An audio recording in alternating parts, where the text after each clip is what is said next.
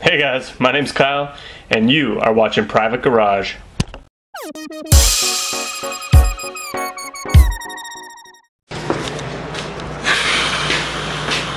So you know when you buy something super expensive, like, I don't know, maybe a turbo motor, and then you find out, oh, it doesn't work. It's got a thrown connecting rod, or it doesn't have compression, or a stuck turbo, or something terrible. Well, this is not that story. I needed a turbo ECU, which I have, LA3 here. I don't know what the PF3s and the PK1s are, but I only needed one, and I have 6. So if anybody needs the PF3s or PK1s, let me know. I'll let them go super cheap. Pretty pumped about that. On top of that, for these cars to run, you also need this thing. It's called a VAM. Get into that another day. But I have 2 of them. So yeah, it's just a really good day today. You know, usually you go out there and you're like, I'm missing something. No, I have too much. So this is awesome. Sometimes you just need a little bit of positivity in life. Okay, so we got this mess of a wiring harness. I'm probably going to be able to thin it all out and make it a little bit more compact. But at the end of the day, there's a lot of wires here. A couple loose ones. You know, there's some tracing we got to do. This says brain on it. Brain. Well, at least I know what that is. I think it's brain. Pretty sure it's brain. Whatever it is. Anyway, I gotta fit that somewhere through the firewall. Now, it looks like some really awesome holes there, but those are all busy. That's for the heater core and fan. And I kind of want to stay away from the exhaust as much as possible. So we're gonna run everything on this side. Oh, a lot of this is still gonna get cleaned up. Don't mind that. This is like non-engine wiring for auxiliary things like headlights and blah blah blah. Alright, so I'm just measuring out. We're going to cut some holes and get this wiring harness adapter in. I've decided I want to kind of make it nice and reuse that plug, so I'm kind of measuring where things are going to fit around the heater core, and I can't really remember where there's space and where there isn't. Luckily, I've recorded this all on video, so I'm going to go check back on another video, and then I'm going to come in here and mark it and cut it out. Okay, so we just finished checking out this wiring harness, this rat's nest. It's actually more or less pretty good. I think I'm only going to have to make a couple of small changes. I'm a little disappointed with how much electrical tape there is on here. I absolutely hate seeing electrical tape in cars. It has no place in cars. If you are thinking of doing that, stop and just don't. You can see what happens to it over time. The glue just seeps through everything and makes everything sticky and gross, and it's just not a good connection. You can see this one was done, this had electrical tape over it. I took it off, so I'm going to snip this out. I don't like having little exposed pieces like this sticking out, so we're going to snip this out and solder a proper connection in there, and put some heat shrink over it and do it properly. So a couple things to do with the wiring harness, and then we're going to cut the hole in the firewall and get her going.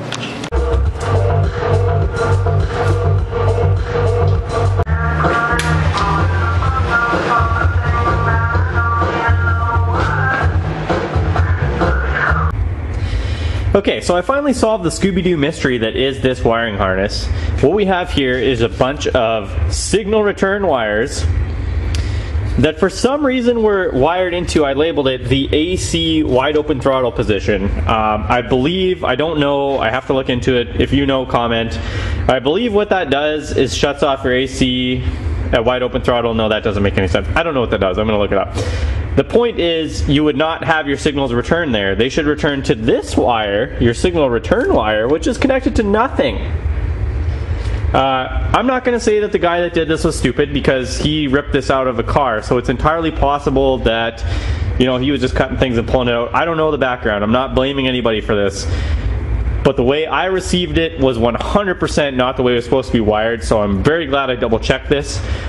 Basically, you need to ground the shields, and that has to do with the ignition, and I'm not even going to get into the details of it because, to be honest, I'm not an expert on it. I just have had problems in the past when you don't do this properly. So basically what we've got here is our hall sensor and our ignition and spark being controlled through the ECU, and it looked to me like the guy had them grounded, and I was like, what is this guy doing? After peeling off everything, I realized that what it actually was he just had the shields grounded, which is what you're supposed to do. So it makes sense. The guy seemed like a smart guy. So yeah, he was doing it right. And so basically I just redid the connections a little better. His were just a little bit, they weren't soldered quite as well as I would have liked, so I just redid them. The other thing that I want to note is that if anybody knows about this,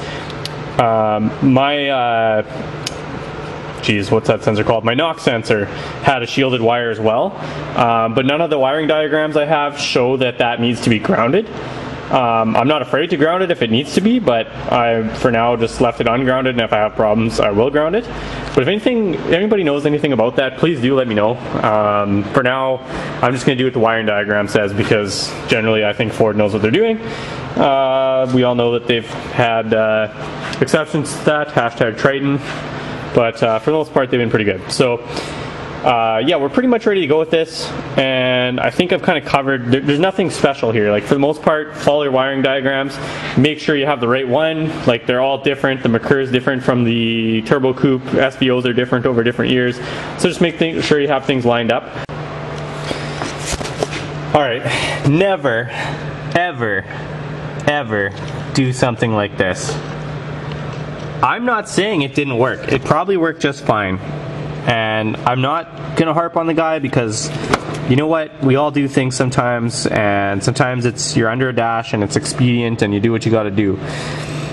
But this is 4 wires split into, it's just a nightmare. I'm so glad that I unwrapped this, because this is a nightmare. I'm gonna cut this out and redo this.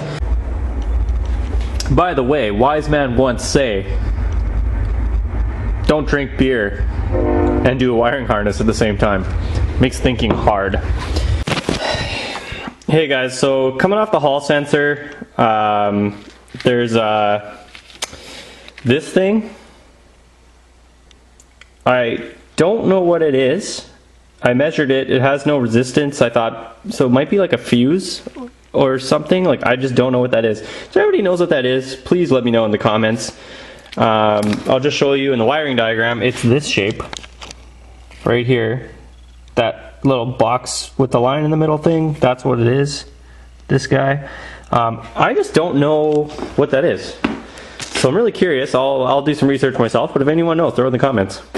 So we're getting to the bottom of it. I've pretty much checked every wire in this whole thing almost at this point, at least on the ECU side. I'm gonna have to come into this side and just kind of double check that the connectors are done right, but that's something that we can do in the engine bay, no problem. So we're getting really close. Alright, let's do a quick recap here, boys. We got a lot of wires, and I've been through everything now. I'm pretty happy with most of it. This, honestly, considering it's a free wiring harness and a new one of these is about $500, or I could spend probably a full week's worth of labor just wiring up a new one. I'm pretty happy with the way this turned out. Really, there's only been a couple things I've been a little bit confused about, and I want to point them out to you guys. Alright, so we want to make a nice, I just broke that clip, that's unfortunate. But we want to make a nice, neat hole through the firewall for this, and I could remove the Pinto firewall plug, but I actually want to keep it separate. I'm going to use a lot of the Pinto fuses and stuff for the lights and etc. So I want a separate hole. So what I'm going to do, I've kind of checked it out. I don't think it'll be in a bad spot at all. I don't know if you can see this. Yeah, you really can't. I'm going to go to the left of that plug there, so yeah, I'll show you from the inside. It'll be easier to see. We're going to cut that out. I think it's going to be pretty neat. To the right of that, where the light's flashing around, that's where the ventilation system sits. So I don't want to get away with that, and I want to have enough wire to actually come up and sit right here with the ECU so that I can swap it out easy and make adjustments and stuff like that. So we're going to get at it.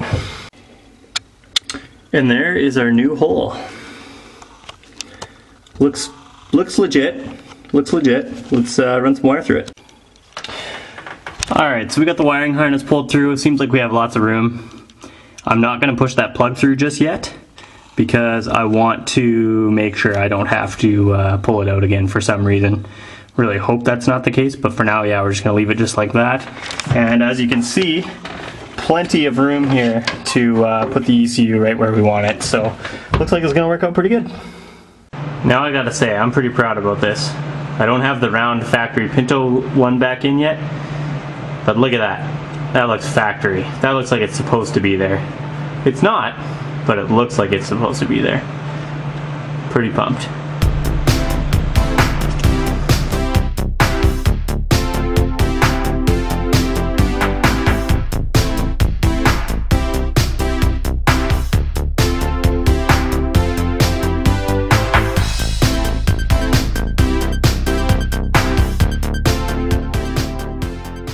Okay, so I went through a lot of different iterations on the best way to route this. Obviously the exhaust is going to be super hot, especially with the turbo on there, so I don't want to go anywhere near that, and that really was a problem because the battery's supposed to be up here and it's kind of designed to come up, and it's just not ideal. So you can see what I did. I 90'd off there. I wrapped around underneath the frame, came up, drilled another hole through the firewall. We're going to grommet that, so we're going to keep it sealed up from all the dirt. Something you need to be concerned of is when the tire turns, you don't want to be hitting your battery. So I tried to make sure as much as possible that I'm, this is the line right here. If you can see where from the lower control arm connecting rod there, there's a name for it, I can't think of it right now. But where my fingers are is where it lines up, so if the wheel's maxed out, we will definitely not hit right here. So that's fantastic. Then we come into the car. Remember, this looks pretty bad right now, but you got to remember that this heater core is going to be here, and I checked there is enough space to route it kind of through this, so that's good. Then we snuck it through the standard electrical route in this car, up over the rear fender well, and then let's get to the back. No lighting here, but back into the trunk. And this is where our battery mount's going to be. So I think that's a really clean setup. Pretty happy with it. I'm going to obviously do more over time, but that's got at least something done today. Alright guys, I'm going to wire in the starter relay. And I'll try to figure out what voltage, what current this thing draws. Relay, when I say relay, I'm talking about the tab that activates the solenoid. That's this little tab right here. Now, I think there's a relay in there. There may not be a relay in there. I don't know. I don't really care. I'm calling it the relay tab. Either way, I got to figure out how much current's going to that so I can figure out how A, how big a relay I need, and B, how big a wire I need to run to it. I googled the part number on here, trying to find electrical diagram. I couldn't find anything. Didn't trust the forums. Watched some YouTube videos, and most people are using looks like 10 gauge wires to go all of 2 feet, which seems like massive overkill. So I'm thinking I'm just going to operate under the assumption that that thing cannot be pulling more than 30 amps. There's no way it's pulling more than 30 amps. Consistently, maybe, yeah, obviously there's an inrush current, but I just can't see it being more than that. So we're gonna run 10 gauge, we're gonna run a 10 gauge wire inside the car, and then we're gonna use the relay from there to start it. And if that ends up being a problem, I will report it on this video, and then when you're doing this, you'll know. I'll say, hey, that didn't work. But other than that, yeah, we'll just keep going with wiring here and let's make this happen. Okay, I removed the chrome on this side so I could get at some stuff, whatever. What do you guys think? Should I do no chrome? Or should I leave the chrome on? Chrome's very retro.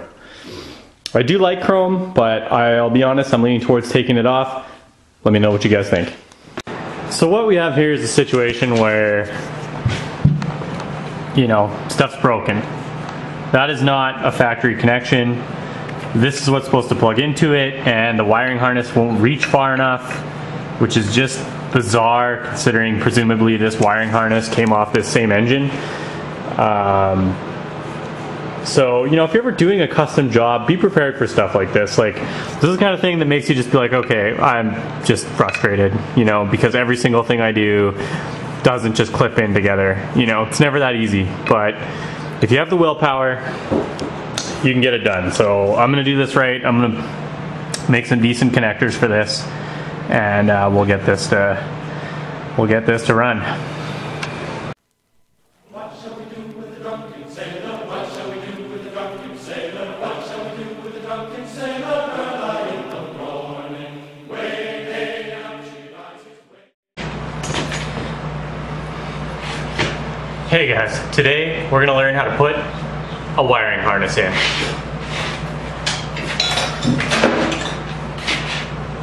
Done.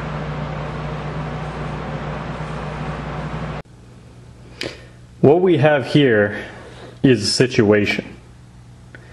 I just opened this thing upside down. All my bolts. So today we're going to do something. My phone's ringing. Gotta answer the phone. So we do something to make life better every day. Do not open this side. I'm not going to make that mistake again. Solved it.